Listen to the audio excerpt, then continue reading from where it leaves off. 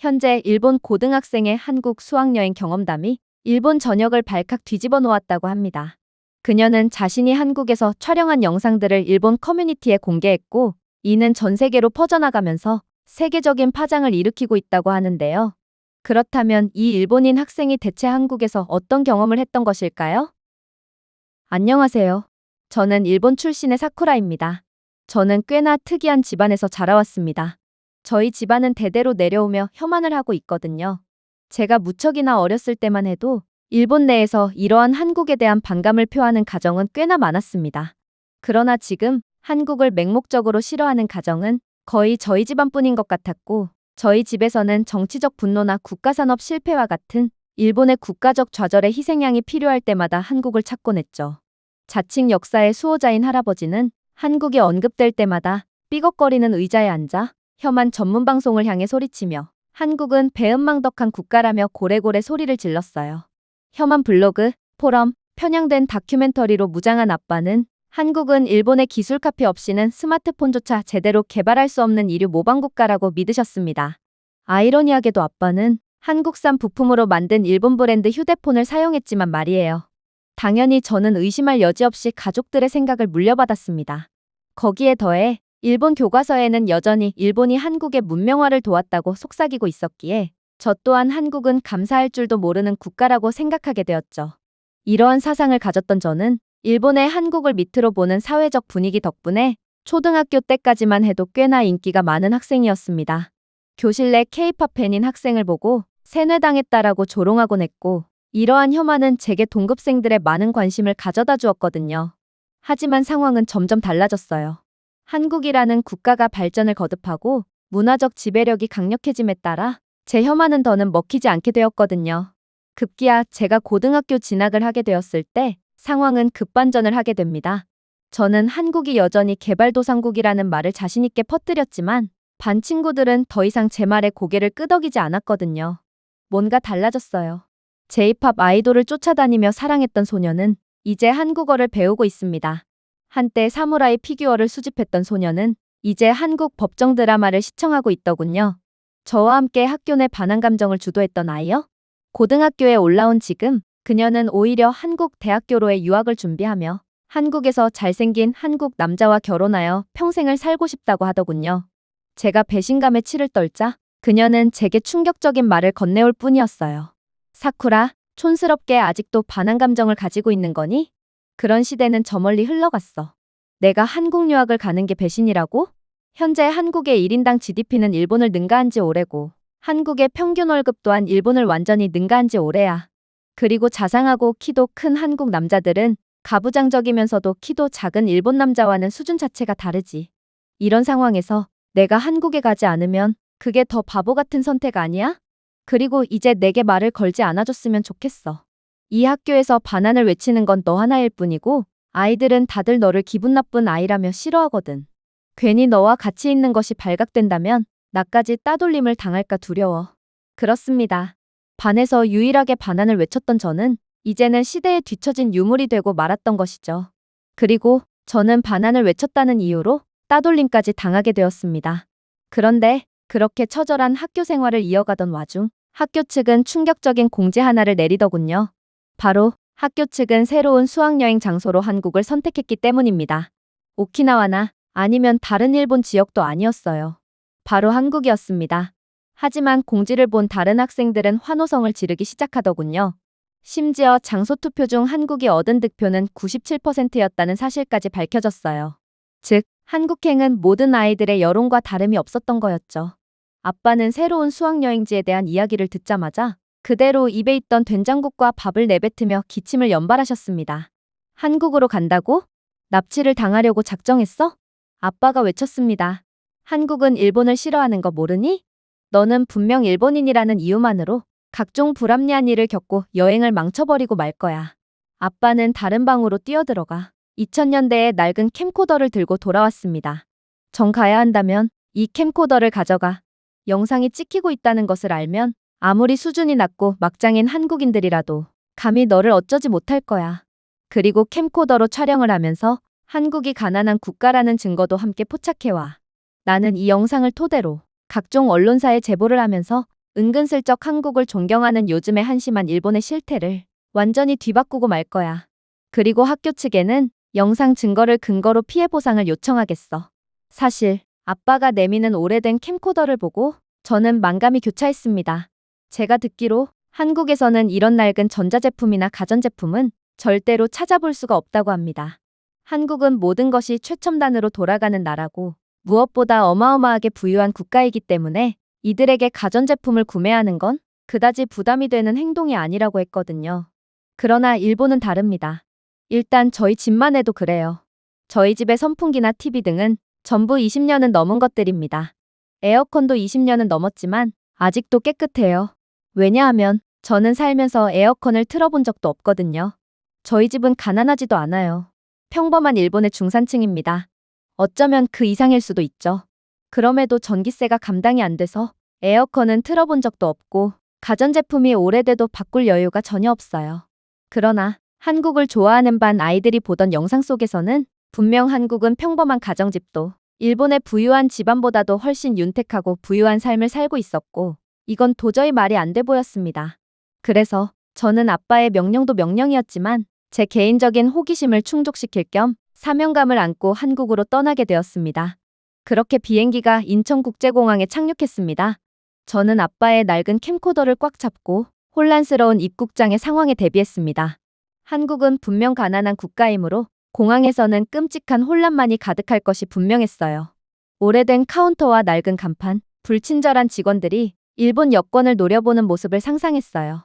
하지만 저는 긴장한 채 인천공항에 첫 발을 내딛자마자 경악을 금치 못할 경험을 하게 됩니다. 일단 제가 시간을 보기 위해 스마트폰을 들었을 때부터가 놀라움의 시작이었어요.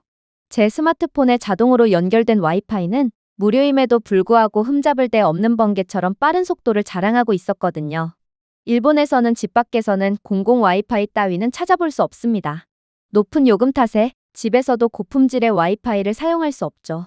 그러나 이곳 한국에서는 착륙 후 5분 만에 유튜브의 고화질 영상을 시청할 수 있을 정도의 와이파이가 무료로 작동하고 있었습니다. 그런데 더 놀라웠던 점은 이러한 특별한 공공 와이파이 인프라에도 불구하고 다른 학생들은 한국은 원래 이런 국가라는 것을 알고 있기라도 했는지 너무나도 침착하게 공공 와이파이를 사용하고 있었다는 거였습니다. 몇몇 아이들은 이 와이파이로 자신의 부모님께 영상 통화를 걸기도 했어요. 일본에서 영상 통화는 엄청난 비용이 들어가기 때문에 웬만한 부자가 아니라면 엄두조차 못 내는 통화지만 한국에서는 이 모든 것을 어디에서나 무료로 할 수 있었죠. 그렇게 저는 출입국 심사대에 도착하게 됩니다. 저는 이곳에서 길고 어색한 줄과 혼란스러운 눈빛을 기대했어요. 모든 것이 서툴고 주먹구구식인 개발도상국 한국의 한계를 볼 수 있을 거라고 생각했기에 캠코더까지 몰래 켠 채로 이동했습니다. 그러나 저희를 반겨준 건 제가 생각할 수 있는 한계를 완전히 뛰어넘은 것이었습니다. 한국인 직원을 만날 필요조차 없었어요. 대신 영어, 중국어, 그리고 놀랍게도 일본어를 지원하는 디지털 키오스크가 있었거든요. 모든 것이 터치 기반이고 현대적이며 체계적이었습니다. 한국은 AI 입국 심사 시스템을 도입한 상태였고 이러한 AI 기술은 여권과 얼굴을 스캔한 뒤 3초도 안 되어 제가 한국에서 문제를 일으킬 확률, 불법 체류를 할 확률 등을 계산했고 이를 토대로 입국을 허용해 줄 것인가, 별도의 인터뷰실로 보낼 것인가를 평가했습니다. 덕분에 길었던 줄은 순식간에 줄었고 저는 거의 기다리지도 않은 채 입국 심사대를 통과할 수 있었죠. 일본이었다면 절대로 이런 모습을 볼 수 없었을 것입니다. 일본 공항 직원들은 모든 과정을 수기로 처리하고 혼자서 처리해도 될 일을 3명이 달라붙어서 볼펜을 사용하며 일을 수행하기에 수속 과정은 느리고 비효율적으로 진행되고 있죠. 그러나 한국은 이와는 차원이 다른 모습을 보여줬던 것입니다. 제 캠코더에 녹화된 영상을 본 아빠가 어떤 반응을 보일까요? 이걸 보고도 아빠는 한국은 일본의 모든 것을 따라했다며 역정을 내실까요? 저는 순간 한국행이 두려워지기까지 했습니다. 어쩌면 한국은 제가 생각했던 것보다 훨씬 더 놀라운 것들을 보여줄 수도 있을 것이고 저는 이 진실의 무게를 감당할 수 없을지도 모르겠다는 공포감이 들었거든요. 그렇게 저는 놀란 가슴을 애써 진정시키며 이동했습니다. 당연히 저는 다른 아이들과 따로 걸었어요. 아이들은 저와 옆에 붙어있는 것만으로도 기분이 나쁘다는 표정을 지었거든요. 특히나 캠코더를 들고 있는 저를 본 아이들은 제게 적당히 하라며 질색을 하며 대놓고 적개심을 드러내더군요. 그런데 그렇게 혼자 걷고 있던 제게 놀라운 일이 벌어지기 시작합니다. 바로 웬 자율 로봇이 제 앞을 지나가며 영어로 정중하게 말을 건네기 시작했거든요. 자율 로봇에는 언어 설정 기능까지 있었기에 저는 로봇과 일본어를 통해 대화할 수 있었습니다. 그러자 로봇은 제게 수화물을 배달해주겠다며 수화물을 짐칸에 맡기라고 제안해 오더군요. 저는 2번 깜빡였습니다. 제가 아직 아시아에 있는 건가요? 아니면 유럽 기술 박람회에 온 건가요? 심지어 공항의 공기 중에는 제스민과 감귤향이 은은하게 났고 어디서나 기차 시간표, 호텔 방향, 공기질, 인근 관광지 등의 실시간 정보를 제공하는 표지판이 곳곳에 있었습니다. 덕분에 저는 의지할 사람이 전혀 없음에도 무사히 집결지로 향할 수 있었어요. 일본에서는 담임 선생님조차 아이들의 따돌림에 동조하는 경향이 있기에 저는 선생님들에게조차 관심을 받지 못하고 있었거든요. 그래서 저는 만약 아이들을 놓치게 된다면 그대로 미아가 돼버리는 상황이었습니다. 그러나 한국 공항의 표지판은 매우 직관성이 높았고 덕분에 저는 무사히 공항을 빠져나가서 버스에 탑승할 수 있었어요. 버스에서 잠깐 졸다 보니 저는 어느새 서울에 도착해 있었습니다. 그리고 저희는 본격적인 서울 여행 전에 자유시간을 얻게 되었어요. 저는 지금이야말로 진정한 한국을 파악할 수 있는 기회라는 것을 인지하게 됩니다. 인정할게요. 물론 한국의 공항은 흠잡을 데 없는 선진국의 공항이었어요. 하지만 저희 아빠는 한국은 외국인들의 눈에 보이는 부분에만 인프라를 구성해 놓는 국가로 이들은 이러한 보여주기식의 기형적인 발전으로 외국인들의 눈을 속이고 있지만 한국의 일반적인 시민들이 사는 곳에는 여지없이 저개발의 가난한 모습만이 즐비해 있다고 하셨어요. 그래서 저는 이곳 근처에 있는 길거리 노점 거리로 향하기로 했습니다. 저는 이곳에서만큼은 무조건 한국의 지저분하고 저개발된 모습을 찾아볼 수 있을 거라고 확신했어요. 사실 일본은 전 세계에서 가장 깨끗한 나라예요. 그리고 일본을 제외한다면 전 세계 모든 국가에서 더러운 길거리 노점거리가 펼쳐져 있죠. 이건 일본 뉴스에서도 보도되는 내용이고 청결은 일본의 자존심과 같은 부분이기에 한국은 절대로 일본과 같은 청결한 모습을 보여줄 수 없습니다. 특히나 아빠와 할아버지가 제게 하루에도 몇 번씩 말했던 부분이 있어요. 한국의 식당에서는 맨손으로 요리를 하고 있어. 한국에는 위생과 관련한 법안 자체가 없어. 그래서 모든 것은 기름과 파리, 바퀴벌레뿐이지. 저는 이러한 무법지대 같은 한국의 모습을 기대하고 서울 노점 거리로 향했습니다. 하지만 저는 이곳에 발을 들여놓는 순간 뭔가 잘못되었다는 것을 즉각적으로 깨달았습니다. 왜냐하면 거리는 깨끗했거든요. 깨끗한 편 수준이 아니었습니다. 솔직히 일본보다도 더욱 청결했어요. 쓰레기통은 명확하게 표시되어 있었고 이건 애초에 IoT 기반 시스템이 들어간 첨단 쓰레기통이었기에 쓰레기통은 자동으로 쓰레기를 분류하고 또 쓰레기가 일정량 이상 찰 경우 쓰레기통은 자동으로 관련 시설에 연락을 보내어 수거를 요청하는 기능을 탑재하고 있었기에 한국의 길거리에는 쓰레기가 쌓일 일이 아예 없었어요. 노점 상인들은 깨끗한 앞치마, 헤어넷, 장갑을 착용하고 있었고 심지어 이곳은 분명 노점이었음에도 카운터에 QR 메뉴와 NFC, 신용카드, 일부 노점의 경우에는 전자지갑을 통해 거래를 지원하는 디지털 결제 단말기도 있었습니다. 가판대마다 손소독기 스테이션이 있었고 저는 최첨단 기술로 청결을 보장하고 있는 한국의 모습에 화들짝 놀라고 말았습니다.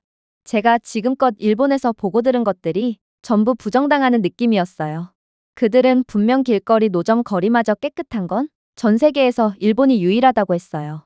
한국은 현재 일본의 기술력과 부유함을 정말로 추월했을지도 모르지만 그래도 아직 청결과 시민의식만큼은 절대로 일본을 능가할 수가 없다고 했죠. 그러나 한국은 이러한 일본의 마지막 남은 자존심마저 완전히 추월한 채 일본을 위해서 내려다보고 있던 것입니다. 이쯤 되자 저는 객관성을 잃고 말았어요. 일본인으로서의 자존심이 상했죠. 결국 저는 여전히 무언가를 찾기로 결심한 채 떡볶이를 파는 할머니에게 다가갔습니다. 아빠는 나이든 한국인이 가장 반일적이라고 경고하셨어요. 내가 일본인이라는 것을 알면 음식에 침을 뱉을 거야. 라고 말씀하셨습니다. 저는 망설이다가 떡볶이 하나 주세요 라고 가장 좋은 한국 억양으로 더듬었습니다. 완벽하다고 생각했어요. 현재 일본 교실에서는 틈만 나면 한국어를 연습하는 아이들의 목소리로 뒤덮여 있고 한국 드라마와 K-팝 소리가 일본 곳곳을 뒤덮은 상태기에 저는 자연스레 한국어를 어느 정도 할 줄 알게 되었거든요. 그런데 제 완벽한 한국어에도 불구하고 할머니는 저를 바라보며 충격적인 말을 건네오더군요. 일본에서 왔구나. 저는 완전히 얼어붙고 말았습니다. 그 말이 저주처럼 느껴졌어요. 네. 저는 한국인 할머니가 이제 저를 노골적으로 모욕할 것이라고 확신하며 말했습니다. 그리고 할머니는 제게 2인분쯤은 되어 보이는 떡볶이와 바삭하게 튀긴 튀김 2조각, 삶은 달걀, 김이 모락모락 나는 뜨거운 어묵 국물 컵을 내오시더군요. 이게 바로 차별일 것입니다. 이 할머니는 제가 일본인이라는 이유로 제게 사기를 치는 게 분명했어요. 제가 주문하지 않은 음식에 대해서도 전부 가격을 청구할 게 뻔했죠. 아니면 아마도 할머니는 제가 주문한 떡볶이 요금의 2배의 요금을 부과할 수도 있을 것입니다. 그러나 저는 이 할머니의 진짜 속내는 그게 아니었고, 할머니는 더욱 기괴하고도 잔인한 속내를 숨기고 있었다는 것을 깨닫게 됩니다. 저는 떡볶이를 한 입 베어 물었고 즉시 눈물을 흘리고 말았거든요.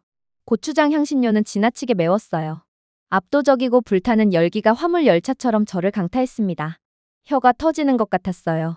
그저 떡볶이 하나가 제 혀에 닿았을 뿐임에도 코에서는 콧물이 잔뜩 나왔고 눈에서는 눈물이, 심지어 입에서는 끈적한 침까지 줄줄 흘러나왔고 저는 결국 폭발적인 재채기를 내뱉으며 고통스러워했습니다.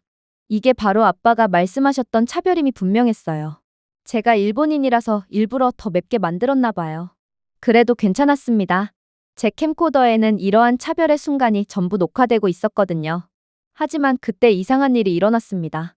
제 옆에서 떡볶이를 씹고 있던 한 여성이 휴지를 건네주었거든요. 한 남성이 가방에서 생수를 건네주었습니다. 저는 어안이 벙벙해졌습니다. 이게 대체 무슨 상황인 거죠? 한국은 분명 차별의 국가예요. 그런데 이 사람들은 대체 왜 일본인인 저를 도와주는 건가요? 심지어 이들은 제가 일본인이라고 실토하는 장면을 전부 목격한 사람들이에요. 제가 일본인이라는 것을 알고도 호의를 베풀어주는 건가요? 그러나 저는 곧 더욱 충격적인 상황을 접하고 그대로 경악을 하고 말았습니다. 할머니는 번역기를 통해 예상치도 못한 말을 해오기 시작했거든요. 떡볶이가 너무 매웠나 보네. 요즘은 일본인들도 떡볶이를 자주 먹고 있고, 그래서 요즘 일본인들은 떡볶이 정도 맵기로는 그다지 매워하지도 않던데 아무래도 너는 떡볶이가 처음인가 보구나. 이 한국인 할머니는 저를 위해 떡볶이를 맵지 않게 다시 만들어주셨어요. 즉, 할머니는 고의적으로 제게만 매운 음식을 제공했던 게 아니었던 것입니다.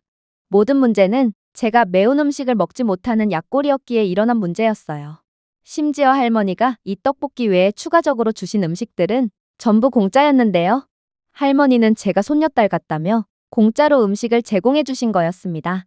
그야말로 한국인들은 일본인인 저를 차별하기는커녕 오히려 자신들의 국가를 찾아준 손님이라며 저를 극진하게 대접해줬던 거였고, 저는 그런 친절한 한국인들을 완전히 오해했던 거였어요. 그렇게 저는 완전히 어리 빠진 채 분식을 그릇째로 비웠고 결제까지 마쳤어요. 일본에서는 노점상은 말할 것도 없고 고급 레스토랑에서도 동전을 짤랑거리며 결제하는 것이 당연하게 여겨지지만 한국에서 현금으로 결제하는 사람은 저밖에 없더군요. 모두가 휴대폰을 갖다 대며 편리하게 결제를 마무리했고 할머니 또한 현금은 오랜만에 보는 듯 눈을 동그랗게 뜨고 저를 쳐다보셨어요. 그녀의 눈빛은 마치 너는 아직 어린 학생이잖아. 그런데 한국에서는 노인들조차 안 쓰는 현금을 사용한다고? 라고 물어오는 것 같았어요. 그래서 저는 한국에 비한다면 현격히 뒤처진 일본의 상황에 그저 한숨을 쉴 뿐이었습니다. 그렇게 한국에서 저는 예상치도 못한 상황을 연달아 겪으며 완전히 혼이 나가버렸습니다. 다음 행선지는 바로 카페였어요. 아무리 할머니가 제게 덜 매운 떡볶이를 만들어주셨다고 해도 떡볶이를 처음 먹어본 제게는 그러한 매운맛도 아직 여운이 남았고 제겐 떡볶이의 열기를 식힐 음료가 필요했거든요. 아무래도 차가운 버블티는 제 몸을 식히는 데 도움이 될 것이고 또 이러한 예상치도 못한 상황으로 당황한 제 마음을 침착하게 만들어줄 수도 있을 것입니다. 그렇게 들어간 한국의 카페는 미니멀하고 흠집이 없었어요. 그리고 공항에서처럼 저는 한국인 직원을 통한 주문을 할 필요가 없었죠. 왜냐하면 카운터 앞에는 4개 언어로 표시된 키오스크가 방대한 디지털 스마트 메뉴를 선보이고 있었거든요. 심지어 이 키오스크는 AI 스마트 시스템까지 갖추고 있는지 제가 일본어로 언어 설정을 한 뒤 10대 여학생이라는 것도 알려주자 이를 토대로 맛 추천과 칼로리 수치까지 알려주며 다른 10대 여학생들은 칼로리가 가장 적은 버블티를 선호했다며 빅데이터에 기반한 추천을 제공해 주었어요. 저는 이쯤 되자 완전히 까무러치기 직전이었어요. 한국의 높은 기술력과 최첨단 인프라도 인프라였지만 내성적인 제게는 이러한 한국의 모습이 마치 꿈이 실현된 것 같이 느껴졌거든요. 심지어 한국어를 전혀 못하는 외국인도 한국에서만큼은 손쉽게 주문을 할 수 있다는 점에서 전 세계에서 한국만큼 외국인 관광객을 받기에 준비된 국가도 없어 보였습니다. 그렇게 저는 감탄을 하며 버블티를 주문했어요. 하지만 문제는 전혀 예상치 못했던 곳에서 발생했습니다. 분명 제 일본인이라는 사실을 들키지 않으려는 전략은 먹혀들었다고 생각했어요. 저는 닉네임을 한국식 이름이자 한국 드라마 주인공의 이름인 민지라고 설정했고, 그렇기에 한국인 카페 직원은 제가 한국인이라고 생각할 것이고 제 음료에 침을 뱉는다거나 하는 차별을 하지 못할 거라고 생각했거든요. 그러나 한국인 카페 직원은 제가 일본인이라는 사실을 이미 알고 있더라고요. 왜냐하면 그녀는 저를 보고 영어로 땡큐라는 말을 하며 응대해줬거든요. 저는 그 자리에서 굳어버리고 말았습니다. 저는 이번에도 발음 때문에 정체가 탄로날까 두려워 입도 뻥끗하지 않았어요. 그런데 이 한국인 직원은 어떻게 제 정체를 알고 있을 수가 있을까요? 저는 그녀가 독심술이라도 쓴 건가 싶어 공포에 질리고 말았고, 그렇게 참지 못하고 번역 앱을 켠 뒤 도대체 제가 외국인인 것을 어떻게 알았냐고 물어보게 됩니다. 그러자 한국인 직원은 놀라운 대답을 건네오기 시작하더군요. 간단해요. 당신은 일본어 설정으로 키오스크를 조작했잖아요.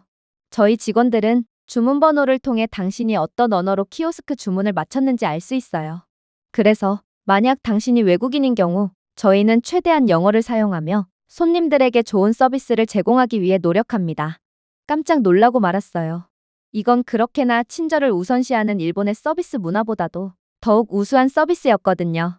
왜냐하면 일본인 근로자들은 영어를 거의 못하지만 한국에서 일하는 근로자들은 기본적으로 어느 정도의 영어 실력은 갖추고 있었기 때문입니다. 심지어 저는 곧 이 직원이 제가 일본인이라는 이유만으로 음료에 침을 뱉었다는 의심을 했다는 사실을 뼈저리게 후회하며 반성할 수밖에 없었는데요. 저는 음료를 테이블로 가져가서 앉으려고 할 때 컵 옆에 손으로 쓴 무언가를 발견했거든요. 일본어로 쓰인 어색한 글씨였지만 틀림없었어요. 한국에 오신 것을 환영합니다. 즐거운 여정 되시길 바랍니다. 심장이 멈췄습니다. 바리스타는 번역 앱을 사용하고 써본 적도 없던 각 문자를 손으로 작성하는 수고를 마다하지 않았습니다. 그녀는 분명히 일본어를 못했기에 이 모든 귀찮은 과정을 감내하면서까지 제게 호의를 베풀어 준 건 도저히 감당하기 어려운 상황이었어요. 어떻게 이럴 수가 있을까요? 저는 몇 분 동안 메시지를 응시했습니다. 아무도 저에게 이런 글을 써준 적이 없었어요. 심지어 일본에서도 말입니다. 그러나 지금 낯선 땅에 낯선 사람이 제게 행복을 빌어준 것입니다. 분명 저희 아빠는 제가 한국에 도착하자마자 무지막지한 차별을 당할 거라고 했습니다. 그저 일본인이라는 이유 하나만으로 말입니다. 그러나 한국은 왜 저를 미워하지 않는 건가요? 저는 휴대폰을 들고 번역 앱에 입력했고 떨리는 몸을 애써 진정시키며 한국인 직원에게 다가갔습니다. 저는 일본인입니다.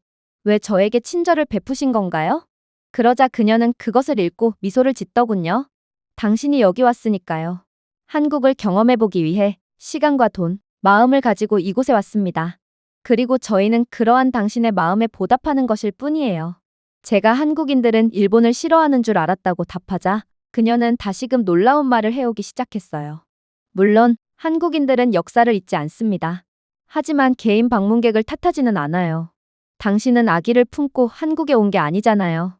이건 정부와 정치에 관한 일이 아닙니다. 당신은 그저 우리의 손님일 뿐이죠.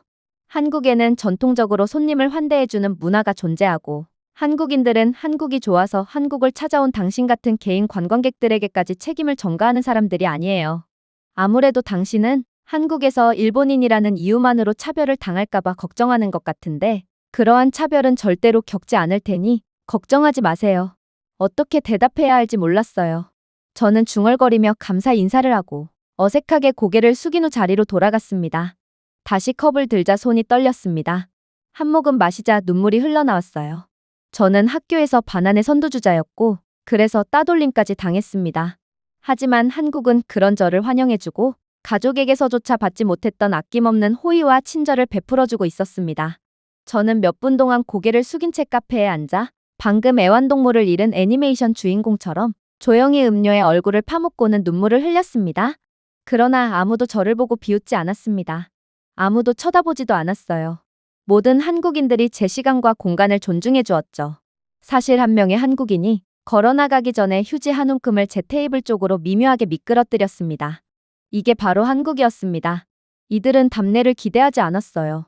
그저 조용히 마음을 전하고는 가버리죠. 앞뒤가 다르고 대가 없는 친절 따위는 절대로 베풀지 않는 일본과는 정반대되는 문화였습니다.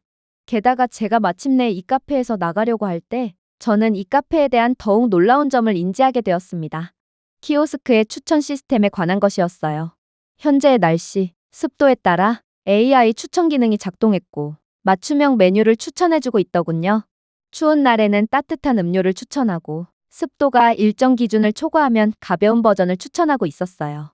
저는 카페에서 나가다가 우연히 저와 같은 학교의 아이가 키오스크 추천 기능을 사용하고 있는 것을 보게 되었는데 그 아이는 저와 같은 나이에 같은 성별, 같은 국적의 학생이었음에도 저와는 다른 음료를 추천받았거든요.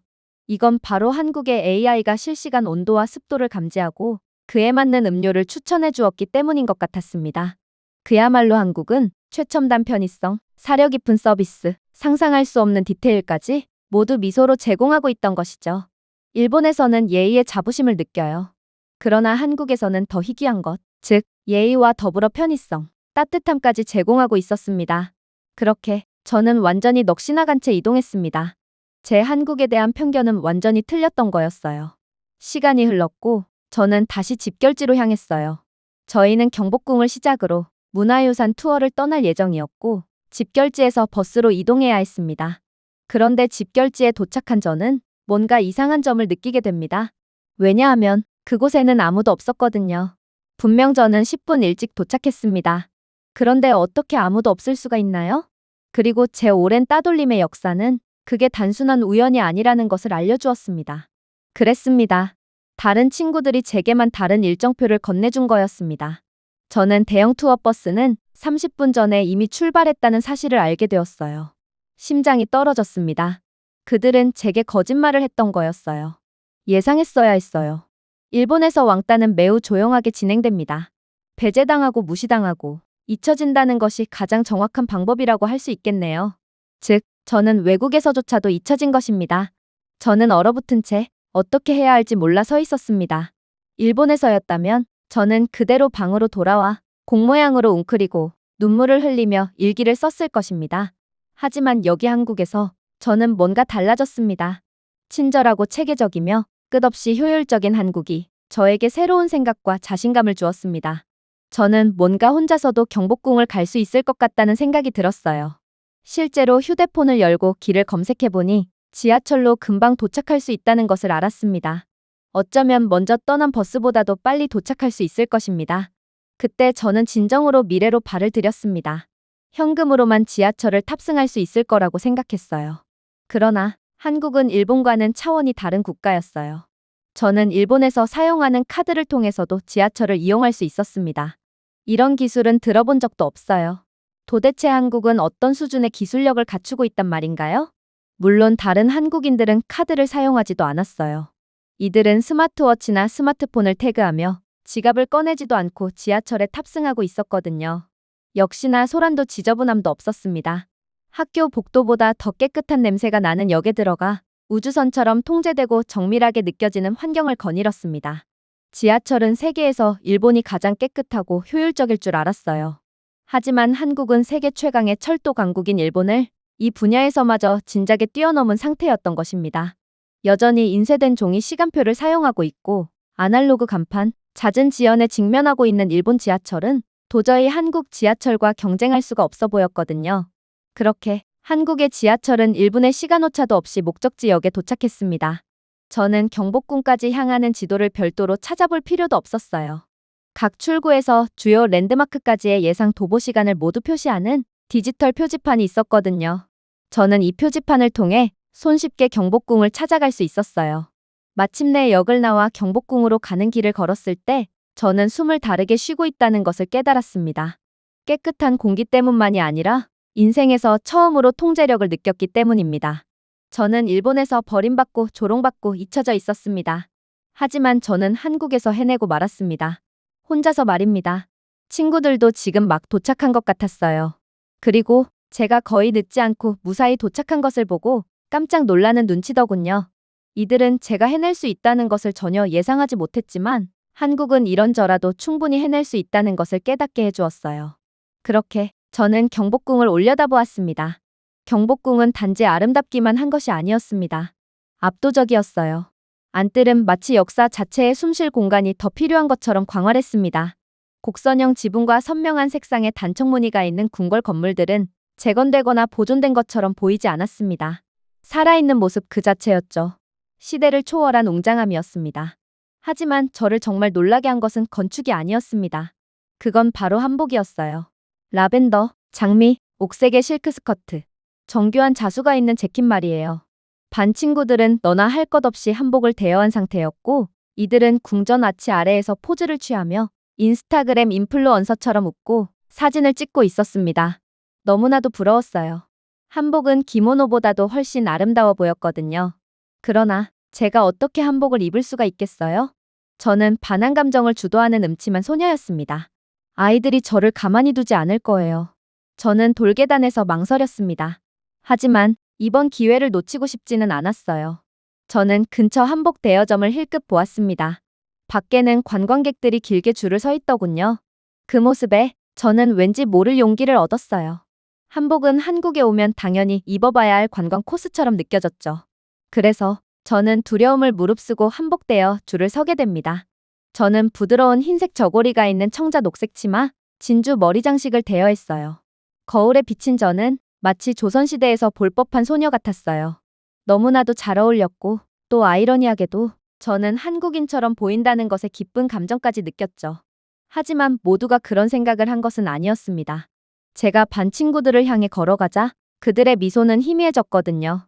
그들은 돌아서서 눈짓을 주고받으며 제게 대놓고 험담을 하기 시작했습니다. 한국을 욕하던 음침한 녀석이 이제 와서 한국인인 척하는 거야? 믿기지가 않는군. 또 다른 학생은 얼마 전 저 아이가 한국 음식을 역겹다고 부르지 않았어? 진짜 역겨운 건 따로 있었네. 라고 덧붙였습니다. 저는 대답하기 위해 입을 벌렸다가 닫았습니다.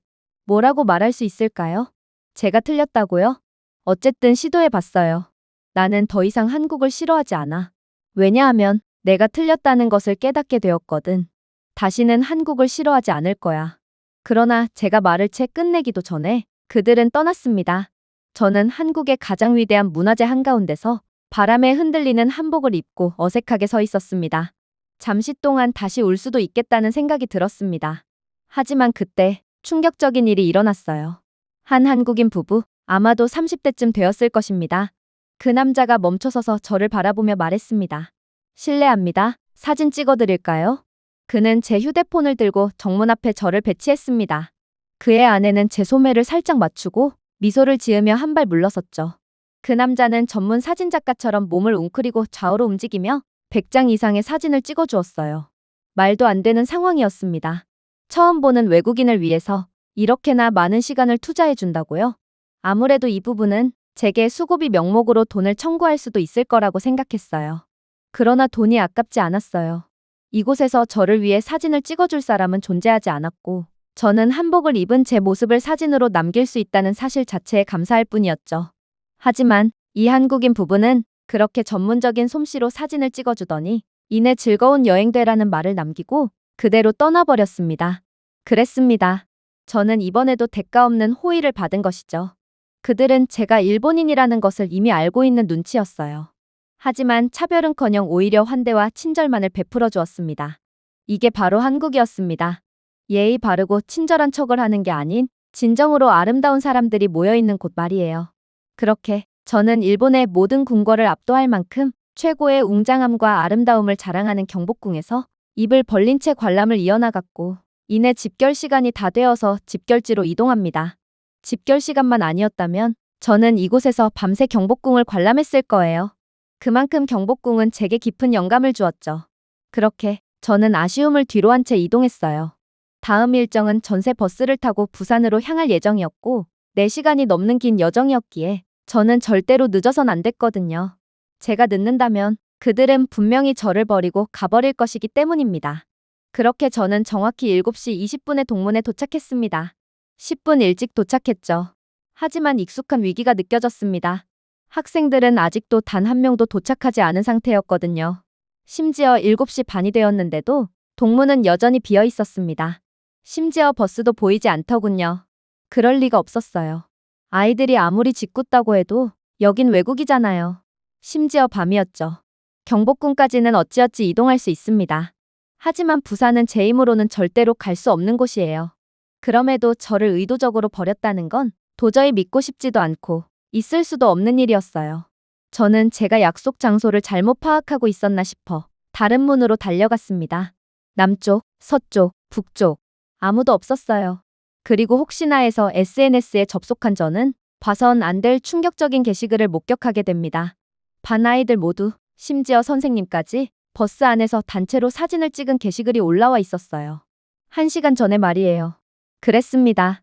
이들은 제게 이번에도 약속 시간을 1시간 더 늦게 알려줬던 거였고 선생님까지 속였는지 아니면 선생님도 한통속이었는지는 모르겠지만 아무튼 저는 이번에도 버려졌던 것이죠. 저는 가만히 서 있었습니다. 까마귀가 머리 위로 날아갔어요. 저 멀리 어딘가에서 누군가 가야금을 연주하고 있었어요. 아마도 지금은 경복궁 야간 개장 시간인 모양이었어요. 분명 저는 경복궁 야간 개장을 감상하고 싶었습니다. 그러나 저는 아까와는 전혀 다른 절망감을 가지게 되었어요. 저는 그야말로 완전히 끝이었죠. 저는 간절한 마음으로 모든 친구들, 선생님에게 전화를 걸어보았어요. 하지만 이들은 서로 계획하기라도 한 것인지 절대로 전화를 받지 않더군요. 결국 저는 눈물을 참으며 가장 가까운 지하철역을 향해 맹목적으로 걸어갔습니다.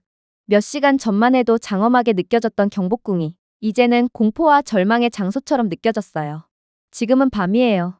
그것도 외국이라고요. 어떻게 제게 이럴 수가 있나요? 일본의 잔인함과 냉정함은 일본인인 저조차도 혀를 내두르게 했던 것입니다. 저는 역 입구에 도착하자마자 바로 옆 벤치에 쓰러졌습니다. 저는 소리를 내며 오열을 하고 말았어요. 하지만 그러한 오열은 얼마 가지 않았죠. 얼마 안 있어 목소리가 들려왔거든요. 괜찮아요? 고개를 들었습니다. 그녀는 아마도 70대의 노인이었을 것입니다. 그녀는 연한 회색 카디건을 입고 강철마저 녹일 것 같았을 정도로 온화한 미소를 짓고 있었어요. 이 할머니는 분명 한국인처럼 보였지만 저를 보고 한눈에 일본인임을 알아봤는지 제게 일본어로 말을 걸어오더라고요. 이 근처 출신은 아니죠? 저는 좌절스럽게 고개를 저었습니다. 그리고 제 상황에 대해 설명을 하기 시작했어요. 그러자 할머니는 제 옆에 앉더군요. 지금은 시간이 너무 늦었어. 일단 우리 집으로 가자. 너는 갈 곳이 없잖아. 그녀를 따라가도 될까요? 낯선 나라에서 낯선 사람의 집을 따라가다니. 일본에서 이건 상당히 위험한 행동입니다. 그러나 저는 이 할머니에게서 형용할 수 없는 신뢰감을 느꼈고 뭔가 그녀라면 따라가도 괜찮을 것 같다는 확신이 들었어요. 무엇보다도 제겐 선택권 자체가 없기도 했죠. 낯선 나라의 지하철에서 하룻밤을 보낼 수는 없잖아요. 그래서 저는 조용히 이 할머니를 따라갔습니다. 할머니의 집은 이곳 가까이에 있는 조용하고 소박한 아파트였습니다. 그리고 그 안은 따뜻함의 요새처럼 느껴졌어요. 그런데 충격적이게도 할머니의 집에는 다양한 최신형 가전제품들로 가득 차 있었어요.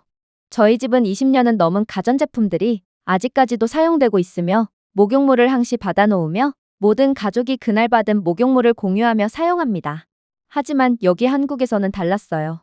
할머니의 집에는 딱 봐도 최신형처럼 보이는 냉장고와 전자레인지, 에어컨 등 모든 가전제품이 최신으로 유지되고 있었어요.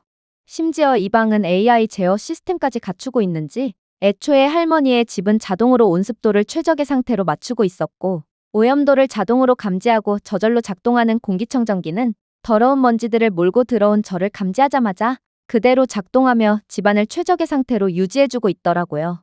저는 할머니가 부자라고 생각했습니다.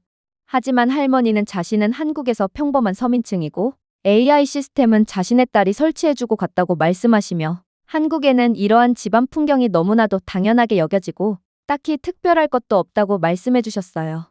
저는 경악을 금치 못했습니다. 한국의 중산층과 일본의 중산층의 집안 모습은 그 차이가 너무나도 현격했거든요. 이게 바로 양국의 수준 차이의 현실이겠죠. 그런데 도대체 할머니는 일본인임에도 왜 한국에서 혼자 살고 있을까요? 하지만 저는 이내 할머니의 충격적인 비밀을 알게 됩니다. 알고 보니 할머니는 젊으셨을 적에 일본에 오래 살았기에 일본어에 능통한 것일 뿐 할머니는 한국인이셨거든요. 역시나 제게 도움을 베풀어 준 것은 한국인이었던 것입니다. 하지만 더욱 경악스러운 상황은 따로 있었어요. 할머니는 제게 잠시 앉아 있으라고 말씀하신 다음 거의 잔치상을 내어오셨거든요.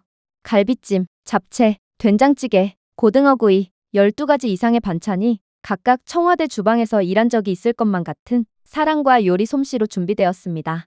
저는 믿기지 않는다는 표정으로 음식을 바라볼 뿐이었는데 할머니는 그런 저를 보고 음식이 모자라서 그런 거냐며 걱정스러운 표정을 지으시더군요. 이게 바로 한국의 정이었습니다. 끝까지 상대방을 배려해주고 편의를 봐주는 놀라운 친절 말이에요. 일본에서는 손님 자체를 반기지 않거니와 손님에게는 간편식 정도만 제공하지 손이 많이 가거나 어마어마한 양의 요리를 내어주는 경우는 절대로 없기에 저는 한국의 따뜻하고도 아름다운 문화에 혀를 내두르고 말았습니다. 결국 저는 이 한국인 할머니의 따뜻한 모습에 다시금 오열을 할 수밖에 없었어요. 분명 한국의 노년 세대일수록 일본에 대한 반감이 강하다고 들었어요.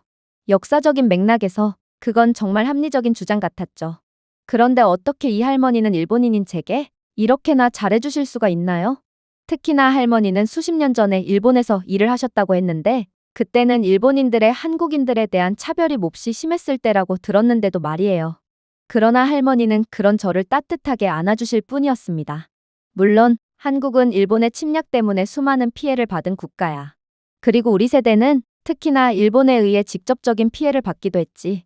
더 잘 살아보고 싶어서 가게 되었던 일본에서도 나는 엄청난 차별을 받았어.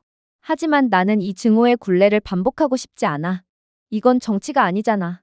어린 학생이 꼼짝없이 밖에서 밤을 보내게 생겼는데 어떻게 그냥 놔둘 수가 있겠어? 내 손녀딸뻘 되는 어린 학생을 말이야. 한국인들은 이러한 상황을 절대로 그냥 보고만 있지 않아. 그런 사람들은 절대로 한국인이 아니지. 이곳에서 너는 우리의 손님이자 지켜야 할 새로운 딸이야. 그렇게 저는 음식이 코로 넘어가는지 입으로 넘어가는지도 모른 채 눈물과 함께 꾸역꾸역 수많은 음식들을 삼켰습니다. 그리고 다음 날이 되었을 때 할머니는 이미 모든 문제를 해결했다면서 제게 아무런 걱정도 하지 말고 남은 한국 여행을 즐기라는 말씀을 건네오셨어요. 솔직히 기대는 안 되었어요. 일본의 따돌림 문제는 역사적으로도 뿌리 깊고 이건 선생님들까지 동조하고 방치한 문제기에 그냥 학교 전체를 뒤집어 엎지 않는 이상 절대로 고칠 수가 없는 문제거든요. 하지만 할머니는 여전히 걱정하지 말라는 말씀을 하시며 제게 꼬깃꼬깃하게 접힌 5만 원 지폐를 건네셨어요. 저는 절대로 이 돈을 받을 수 없었습니다. 당연했죠. 큰 은혜를 빚진 건 저인데 제가 무슨 낯짝으로 이 돈을 받겠어요? 그러나 할머니의 고집은 상상을 초월했고 그렇게 저는 강제로 돈을 받을 수밖에 없었어요. 그리고 그렇게 밖으로 나가보니 차량 한 대가 저를 기다리고 있더군요. 그런데 운전석에 타 있는 사람을 확인한 저는 그대로 까무러칠 뻔했어요.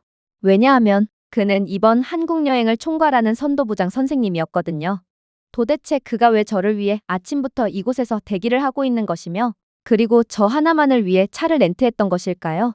저는 여전히 풀리지 않는 의문을 뒤로 한 채 일단 차량에 탑승했어요. 그리고 그렇게 달려서 도착한 부산에서 저는 또다시 예상치도 못한 상황을 마주하게 되었죠. 왜냐하면 모든 학생들은 저를 조롱하는 표정을 짓기는커녕 제 눈도 마주치지 못한 채 그저 어쩔 줄을 몰라 했거든요. 심지어 선생님은 어디로 갔는지 아예 보이지도 않더라고요. 그러나 이러한 아리송한 상황에 당황해하던 저는 곧 사건의 전말을 깨닫고 그대로 얼어붙고 말았습니다. 왜냐하면 한국인 할머니의 모든 일은 자신이 처리했으니 걱정하지 말라는 말은 정말로 그냥 하는 말이 아니었거든요. 일단 할머니는 곧바로 일본 학교 및 일본 언론, 교육청 등 모든 기관에 전화를 돌렸다고 했어요. 그리고 이렇게 일을 키우자 그제야 학교 측은 명예를 위해 부랴부랴 움직였다고 했죠. 사실 일본에서 따돌림이 사라지지 않는 이유는 학교 측이 따돌림을 인정하거나 수면 위로 드러내면 명예가 실추되기 때문입니다. 그러나 이렇게 사건의 스케일을 완전히 키웠을 때는 이야기가 달랐어요.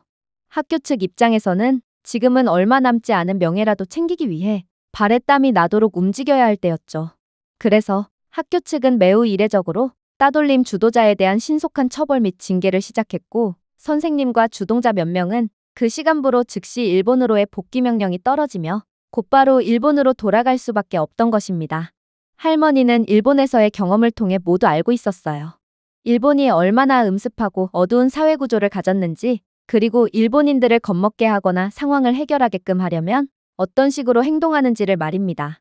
한국인들은 진정으로 내면이 강한 사람들이었고, 일본인들 중 그 누구도 해결할 수 없었던 문제를 너무나도 손쉽게 해결해 준 거였어요. 강자에게 약하고 약자에게 강한 일본의 뿌리 깊은 문화를 이용해 제 부모님조차 손 놓고 있던 문제를 해결해 주었죠. 할머니가 저를 손녀딸이라고 부른 것은 그냥 하는 말이 아니었습니다. 한국인들에겐 정말로 모든 사람들이 가족과도 같았던 것이죠. 일본에서는 누군가 튀는 행동을 할 때 그게 불합리함에 대한 저항일지라도 절대로 받아들여지지 않습니다. 부모는 괜히 소란을 피우지 말라고 하고 피해자를 보고 유난 떨지 말고 참으라고 합니다. 그것이 바로 일본의 문화입니다. 그 조화가 침묵 위에 세워지더라도 아무튼 조화를 방해하지 말라는 것입니다. 하지만 한국인들은 늘 미소를 지으며 남을 도와주고 유연한 태도를 보이며 상대방을 편하게 해줍니다.